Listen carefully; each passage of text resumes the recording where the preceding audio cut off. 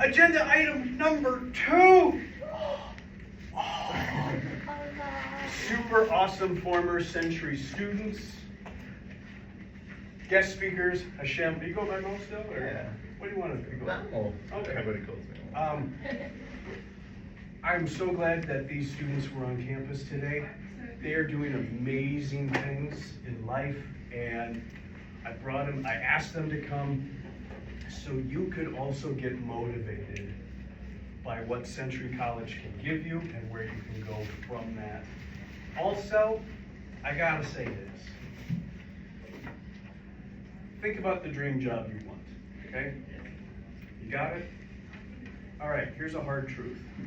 There's 10 people just as qualified that are willing to work longer and harder for that job. They're willing to work longer and harder. In my opinion, these are 2 students that are in that category. And so I want you to be aware, I say this lovingly, okay? Be aware of some of the competition out there, okay? So, do you want me to set this up, or you just want to hold court like the super awesome people you are? Well, who wants to go first? He can lead. Mo, will you tell us who you are, Yeah. what brought you to Century, and what you're doing now? Of course. So, Cool. Hi everyone, my name is Mahmoud, but everybody calls me Mo. I'm an international student that came from Kuwait in 2022. I was 18 years old. I had both of my uncles here, moved to Century College, started studying computer science, did my fundamental classes, calculus and the generals and physics and all of these classes, and of course the major classes. Then had a plan already to transfer to the U. While I was at Century, I worked 3 different jobs.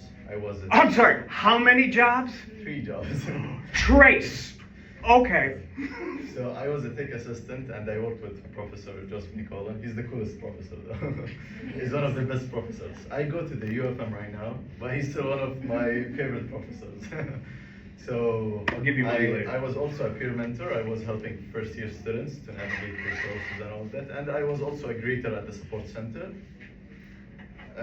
I finished Century College and then transferred to the UFM. I'm interested in AI and machine learning, computer vision, and I want to get into the healthcare field. So I started my junior year at the UFM, took a lot of classes, did a lot of projects.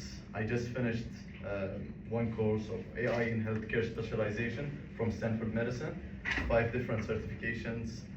And then I got that finished. I did a cancer segmentation project using computer vision.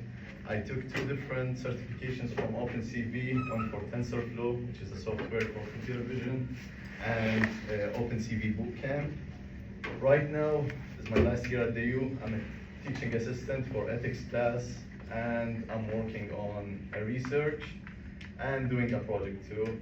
My research is mostly about but it's about convolutional neural networks and vision transformers in medical imaging.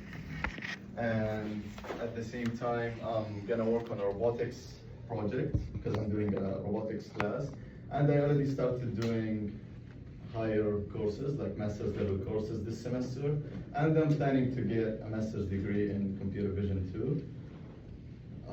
Can you share about the AI model you're building for cancer? Yeah, I'm already doing also a cancer detection, like our cancer classification using medical imaging, open resource. I got a data set from the public, and I'm training a model to do, like, to predict if that medical image have, let's say, a tumor or not, and if it's benign or cancerous or whatever, it's gonna classify.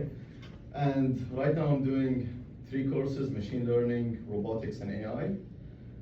And the machine learning course is interesting, a lot of math. When I used to go to Century, nobody told me the kind of math I need, but right now I learned, and if anybody is interested in computer science or AI, you would need probably linear algebra, a lot of linear algebra, because that's how ChatGPT works. A lot of students are using ChatGPT. Trust me, I learned something that changed my mind, because everybody uses ChatGPT, okay? It's just the way that you use it.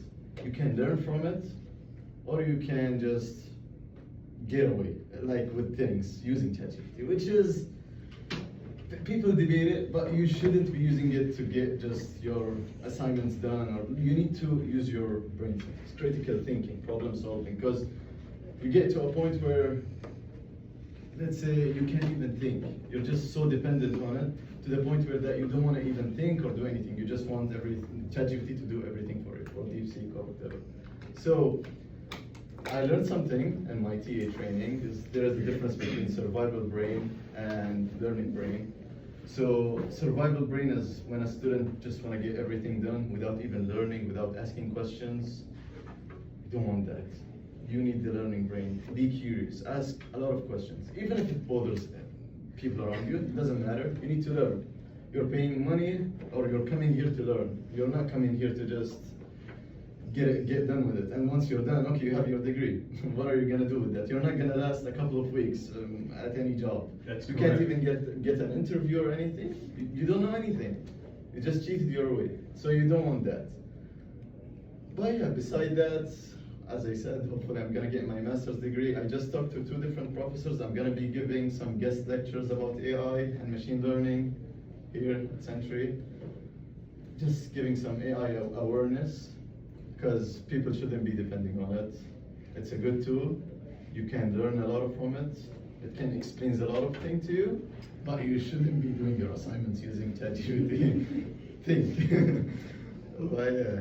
Mo, thank you so much. It's fun to see people that are really crushing it and making the most of their college experience while they're here. Any advice for incoming Century College students? You've been here, you know the system. You are doing great things. Any advice for people at Century to stand out? So whatever you're studying, look, that's how you can use ChatGPT. You're studying something, okay? Let's say you want to do accounting, you want to do data science, you want to do whatever. How I did it is that I wanted to do AI, okay? There is no bachelor's in AI. So I had to go to computer science, okay. Now, I want to do computer science and AI, but what do I want to do exactly? I didn't know at the time. Then I started looking more into it. What are some of the things that I can actually specialize in? So I started looking. There's natural language processing. There is machine learning, to be a machine learning engineer. There's an AI engineer.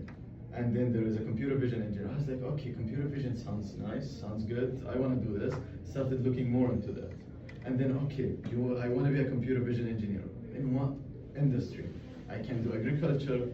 I can probably do autonomous cars. And I was like, okay, healthcare. Healthcare never ends, never dies. You guys saw what happened in COVID, everything closed. Healthcare, never. Food or agriculture would never. So start looking in deep, like you want to know what you want to do so that you learn more about it and you stand out with that. Because if you know a lot of things, that's cool, but some people are gonna even know more than what you do if they're specializing in something. Like I know way more, like a lot of things about computer vision, and I know about natural language processing, but if you ask me a lot of questions about natural language processing, I wouldn't know much, but I know a lot of things about computer vision. How it works, what softwares, what coding languages, I know a lot of things about it. So that would help, just specialize in something and just dig deeper into it and try to look into what subjects do you need. So as I said, I needed linear algebra, calculus 3. Nobody said that we need calculus 3 because at Century you can get a degree with just calculus 2 for computer science. Even at the UFM, you can get a calculus, you just need calculus 2. But if you want to get into AI, you need calculus 3. You need to understand how to do partial derivatives and all of that. So that was also a requirement. And finally, statistics. Statistics. It's mostly statistics. That's how AI works. ChatGPT is based on statistics. It's not human. You're not talking to, it's not like a person or one person talks to, like ChatGPT is not a person that talks to everyone. No, it's just a statistical model that keeps on predicting words based on your prompt. Nothing more than that. Sometimes it hallucinates, sometimes it gives you false information. You need to double check resources. Don't just go on ChatGPT and, yeah, it says this, no, that doesn't work. So yeah, you need to double check everything, try to learn as much as you can.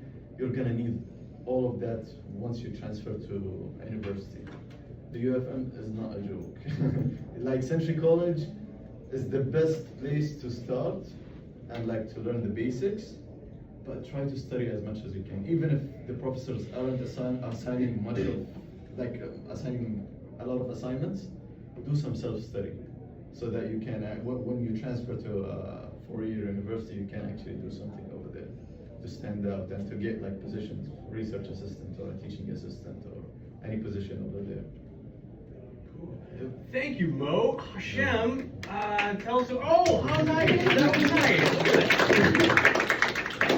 Good. Tell us